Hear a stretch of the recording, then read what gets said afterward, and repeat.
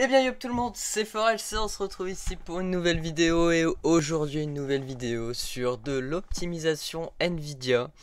Donc comme je vous en avais parlé sur la vidéo d'optimisation de Windows 11, on allait faire une seconde partie pour optimiser que notre carte graphique. Donc là c'est ce qu'on va faire et on va parler de Nvidia. Donc j'avais déjà fait un sujet sur cette vidéo en fait, mais c'était sur Windows 10 et là j'ai fait une réinstallation complète sur Windows 11 et je voulais vous partager mes nouveaux paramètres que j'ai créés sur les paramètres Nvidia. Donc sur cette partie on va s'attaquer sur GeForce Experience et le panneau de configuration Nvidia, rien de plus simple. Donc on va commencer tout de suite, c'est par aller sur GeForce Experience. Donc moi perso c'est ici. Donc on va attendre qu'il se lance et on va tout de suite c'est aller dans les paramètres.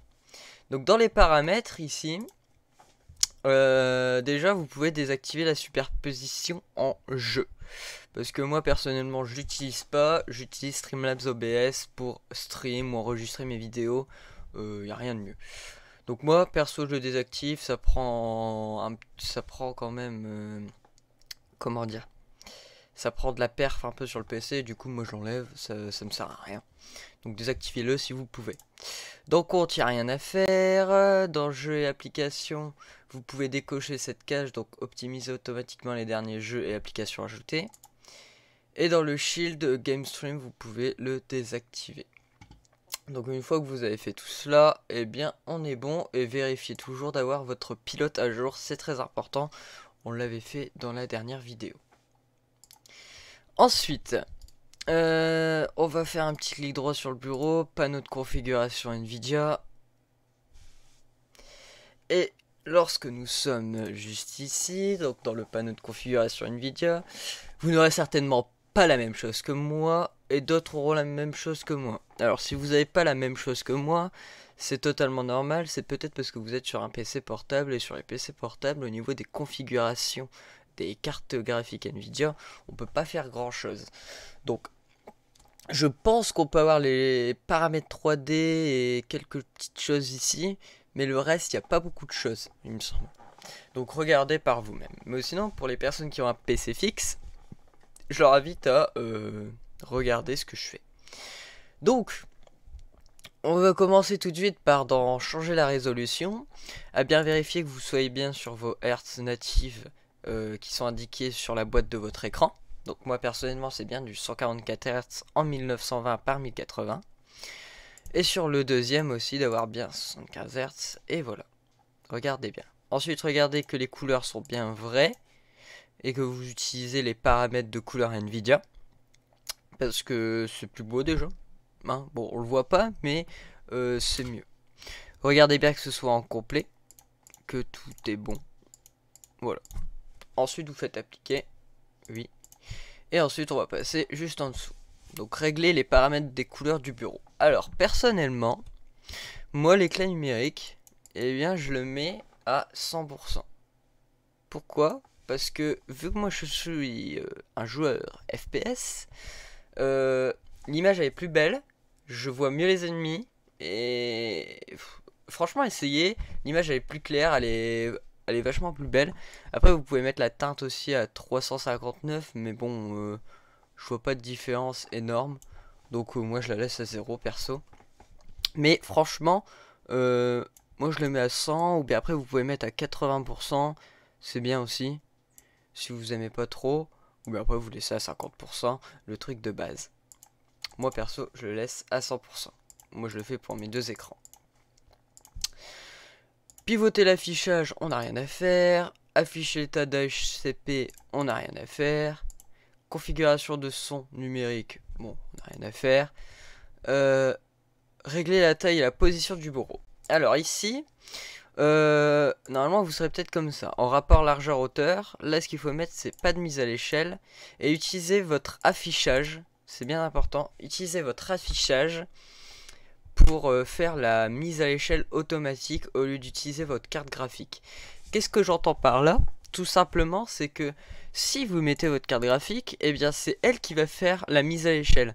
Alors que si vous mettez affichage, et bien ce sera tout simplement l'affichage, donc pas votre carte graphique, qui fera la mise à l'échelle automatique de votre jeu ou autre chose.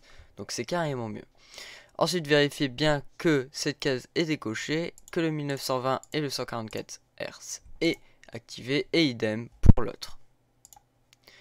Ensuite, c'est fort probable que vous n'ayez que processeur graphique, ça veut dire que votre affichage ne peut pas prendre en compte la mise à l'échelle. Donc vous serez obligé de laisser processeur graphique.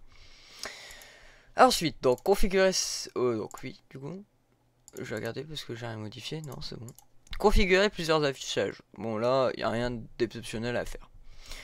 Ensuite, on va passer sur régler les paramètres d'image avec aperçu. Donc là, ce qu'on va faire, c'est aller dans utiliser mes préférences pour améliorer. Normalement, vous serez en qualité, vous mettez en performance.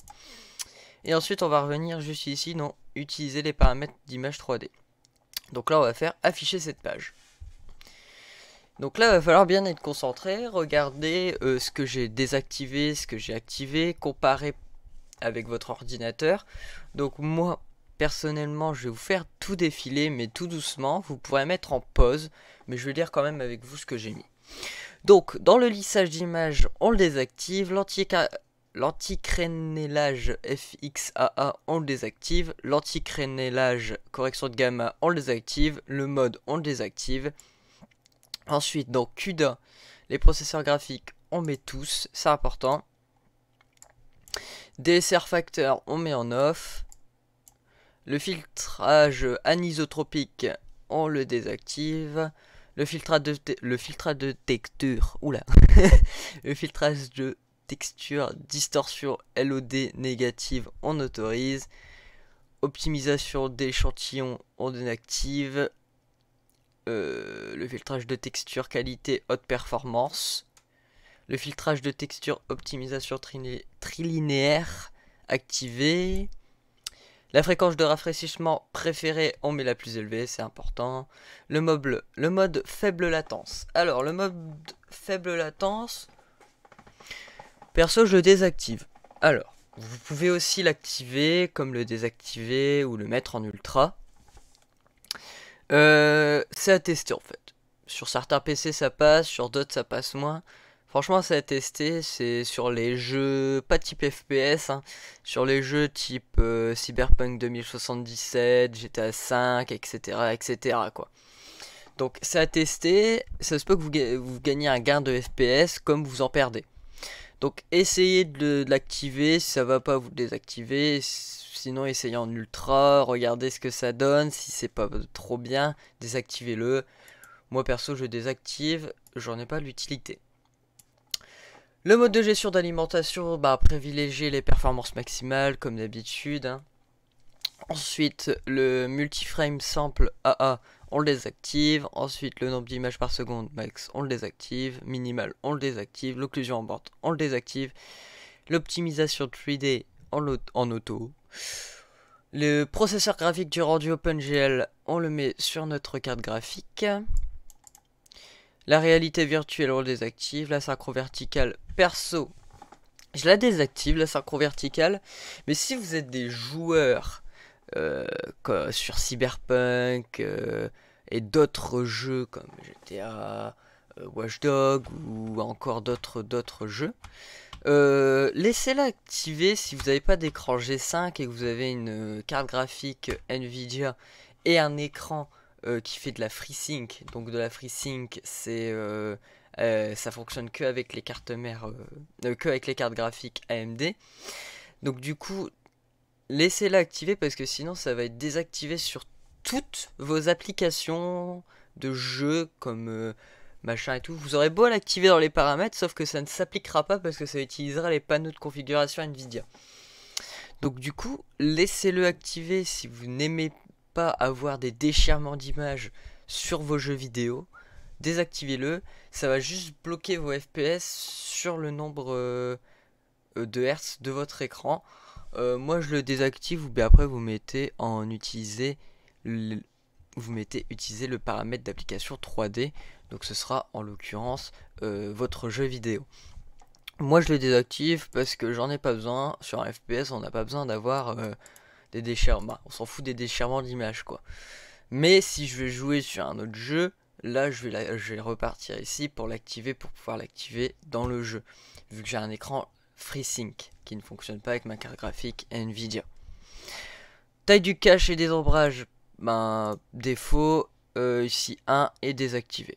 Donc voilà, vous aurez tout ça à faire, tout simplement. Ensuite appliquer, oui, et voilà. Ensuite configuration Surround and Physics, oula, Physics X, ouais. On met la carte graphique, très important. Régler les paramètres de couleur, bah, avec les paramètres Nvidia. On fait ça pour les deux écrans. Et ensuite, on applique.